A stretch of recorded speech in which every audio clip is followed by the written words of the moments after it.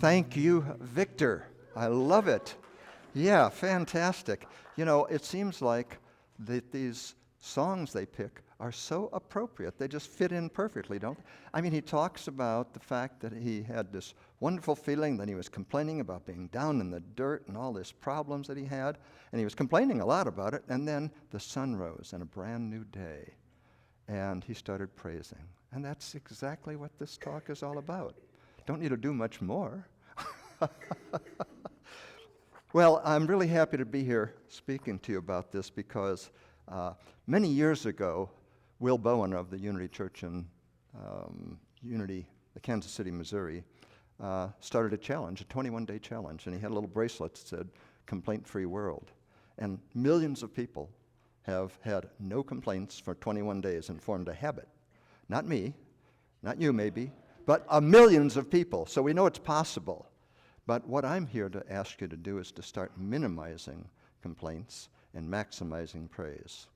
Speaking of complaints, isn't it a son of a gun that the world is in such bad shape? I mean, come on. And what are the politicians doing about it? Anybody know? Come on. And think about this. Reverend Jane could be up here talking and said she stuck you with me.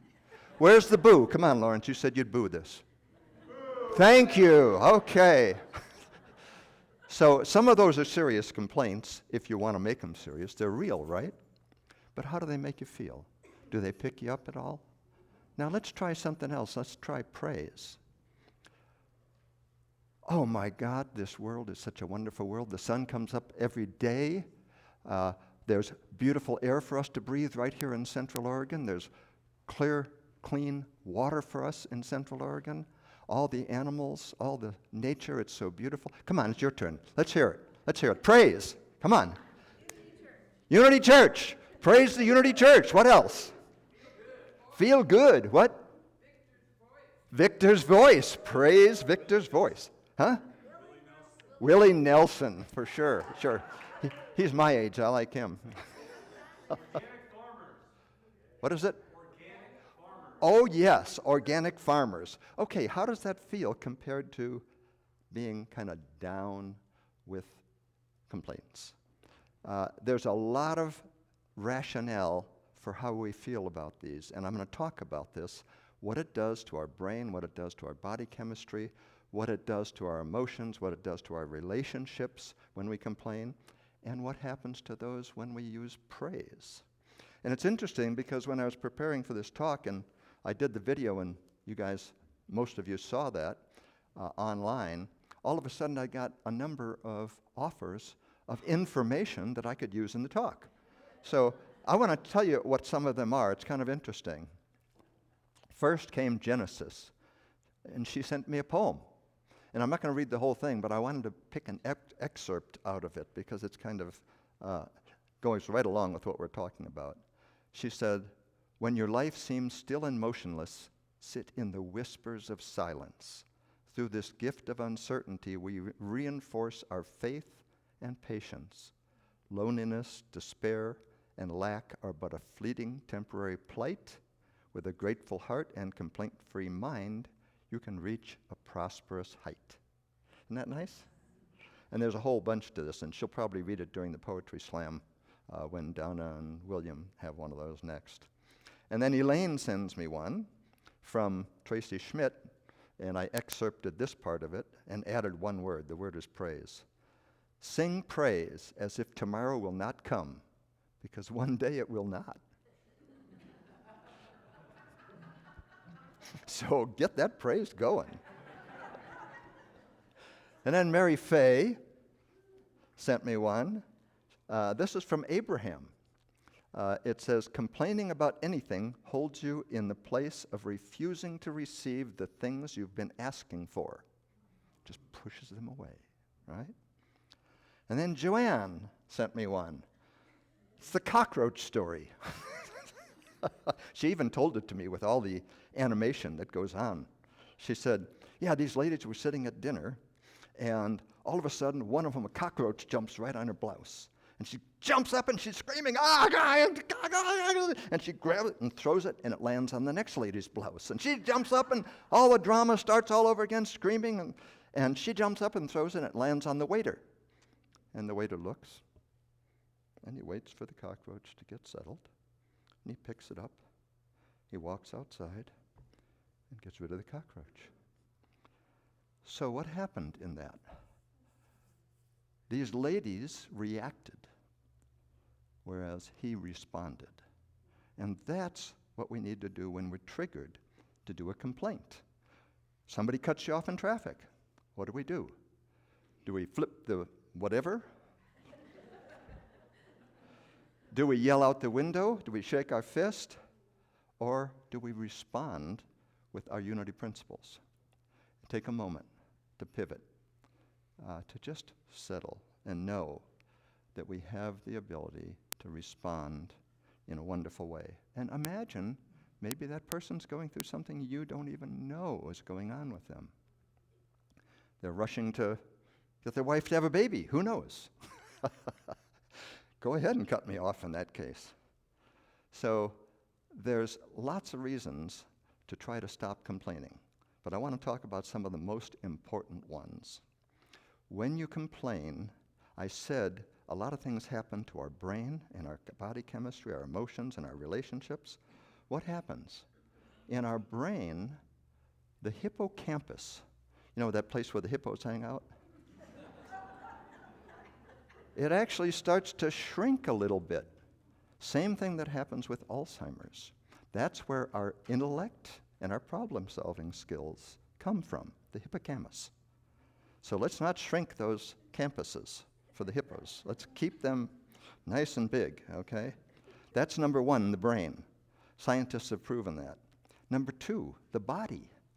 The body releases adrenaline and cortisone when you complain. It's a fight or flight reflex. And AC, adrenaline, cortisone. Think of it like an electrical AC going through your body.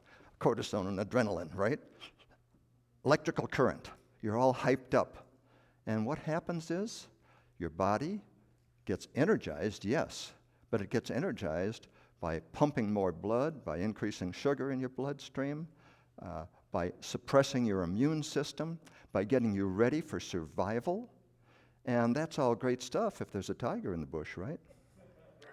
But what if there's not, and you're just stressed, and you just have all that chemistry going on, and you do this over and over again, eventually your body starts to break down in many, many ways. First thing is you might get diabetes. You might get, the stress might cause a heart attack. The stress might cause a stroke. The stress might cause obesity even. There's so many things they talk about that stress from complaints causes. What happens to your emotions, the way you feel, the way you express yourself, the way your relationships develop? People around you, guess what they don't particularly like hearing that maybe all the time? It's like being next to secondhand smoke. You know, you don't really like that. And if you're around someone that's complaining, we have what's called mirror neurons. And they mimic the feelings that you're seeing in others. It's an empathetic response. So again, secondhand smoke. You're getting exposed to the same thing, whether you're the one complaining or not. So I don't have an answer for how to stop other people from complaining. But I know that by looking at this every time I think about a complaint and pivoting to praise, that I can start changing that habit, because it is a habit. And they say that there's a number of reasons and signs that you might be complaining too much. I'll read them to you and see if any of these apply. Probably not here, of course. But let's just read them. You air negativity, but you don't try to find a solution. You often ruminate about past events. You experience a lot of regrets and wish you could go back and change things. You frequently experience feelings of anxiety. You're usually irritable after complaining. You have a negative mood and outlook on life. You talk about problems and it makes you feel helpless or hopeless. So that's all about our perception, isn't it? Our negative attitude our perception of life. And what is our perception of life here? Is the universe a place that's negative and scary, or is the universe a place that is rigged on our behalf? Most of us here, I know I'm preaching to the choir, but right here and right now, you guys are going to get this so well because the choir knows all these songs. You can sing all these praises. I love the fact that this is the group I'm talking to because I needed to learn this too, right? And how do we learn best? By teaching, of course. And so I've been working on this for about a month, and guess what? I'm down to maybe an average of 1 complaint a week. I didn't quite get it to 0 yet. But hey, it's a start, right? And the point is, you can always stop and take a look and remember. And I've got a few acronyms to help you with that.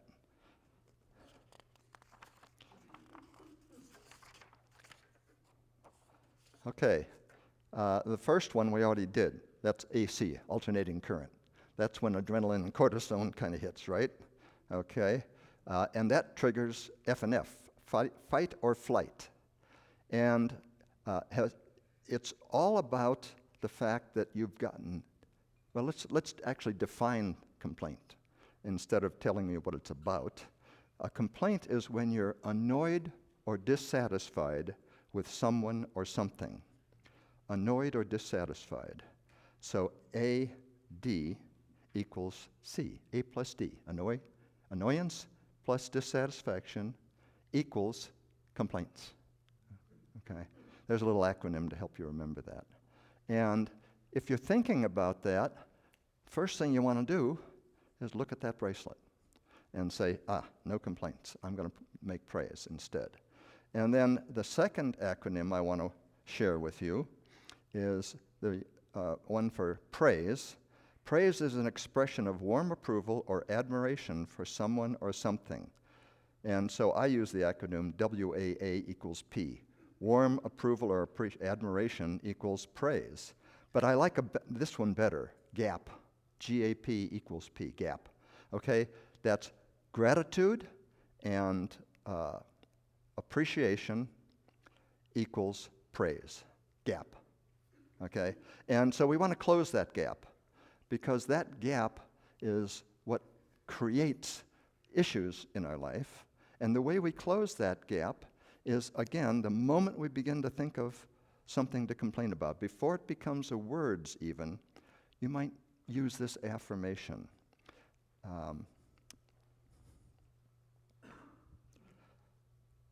God is my source of every word I speak. God speaks through me, something like that.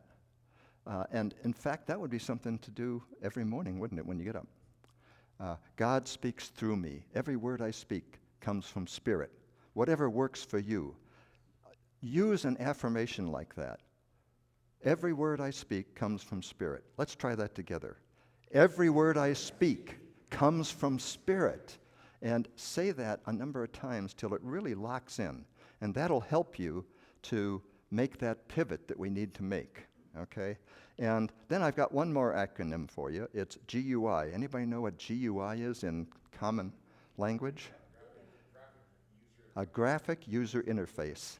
It's get unstuck immediately, okay? That's what it means, get unstuck immediately. And how do we do that? We affirm that affirmation. Spirit is my guide to every word I speak. So there you go. You've got a process that you can begin to start using, okay? And so if you want to get unstuck, what you do is you use that affirmation and then remember that every word you speak has power, such power to change everything around you. And so as you begin to use praise, what happens is instead of complaints, you have a whole new body chemistry that results. And that's where the acronym LEAP, I believe. Let's see. Let me make sure I got that right. Yes, LEAP. Okay. You release a number of things in your body. Dopamine, oxytocin, serotonin, and endorphins. And that results in feelings of love, euphoria, peace, and an absence of pain. LEAP. Love, Euphoria, peace, and absence of pain. Those are what those chemicals do for your body. So what a difference between adrenaline and cortisone and all these other hormones that we release when we are praising someone. And what happens when you praise someone? You elevate yourself, but you also elevate them. I was just talking to my granddaughter the other day, and I told her what an amazing willpower she had, and that anything she wanted to do, she could find a way to do it, and that she would be successful anywhere she went in life. She just had to apply herself, and she would make it happen. And she said, yeah, thank you, wow. And we need to do this, especially with our children. It's so important. Think about the teacher that complains about, or the parent that complains about them, and is constantly telling them, can't you get that right? What's the matter with you? You're always doing something wrong. Whatever it is, as opposed to you're a child of God, you're loving and lovable. You're so special in this life. You're going to be so amazing in everything you do. And as you do that for children, my gosh, it builds them up. And think about how that changes their life, as opposed to complaining about them and suppressing them and keeping them down. So we have this wonderful opportunity to change the lives of ourselves and people around us by praising more often. Get into a habit of praising, so that it's like the butterfly effect, right? As you praise someone, that goes out and radiates. They feel better. They're out there. Next thing you know, they might be praising someone, and it radiates and it expands like ripples in a pond. And pretty soon, it's the butterfly effect, where the flapping of the wings has gone around the world. So, absolutely critical in my mind to find ways to reduce complaints, increase praise, for a number of reasons that we talked about. But there's one other one that hasn't even come up. It's longevity. The more stress you have, the more potential you have for getting diseases, and the more likely it is that you're going to have something that knocks you out sooner rather than later. So you want to live longer? Who doesn't? Praise more. That'll really have an impact on your longevity. Okay. The other thing that I find in praise is that I feel happier. I just simply feel happier. There's more joy in my life. And who doesn't want more joy in their life? So I'd like to see first if I missed anything that's really important here. Oh yeah, there's one other thing I wanted to mention. I was reading this, and it kind of surprised me, because it said that a lot of people complain as a catharsis. And science says, no, that's not true. It's not cathartic at all. All the same negative factors occur, even though we think we're complaining for the right reasons. We think it's because, I got a pity party going, and other people are now with me. I'm validated. I'm justified. And therefore, that's why I'm complaining. But again, it's not good for you. Would you eat a pound of bacon for breakfast every morning because it feels good? Oh, somebody raised their hands. Okay. I love it. Okay.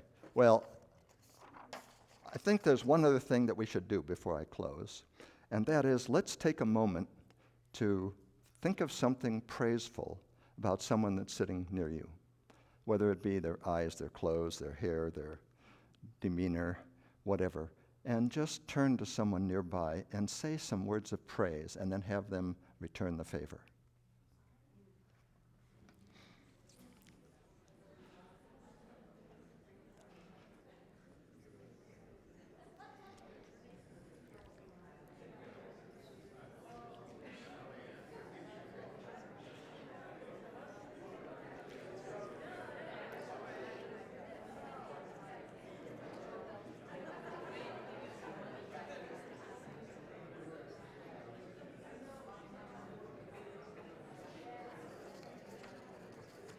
Oh, I've definitely lost control. It feels so good, it's hard to stop, right? Yes. That's the wonder of praise. And you know what? One other thing that strikes me is we all have a higher self, right? And do you think your higher self ever is with you when you're complaining? How about when you're praising? That's when you're connected. That's when you're aligned. That's when you're in spirit.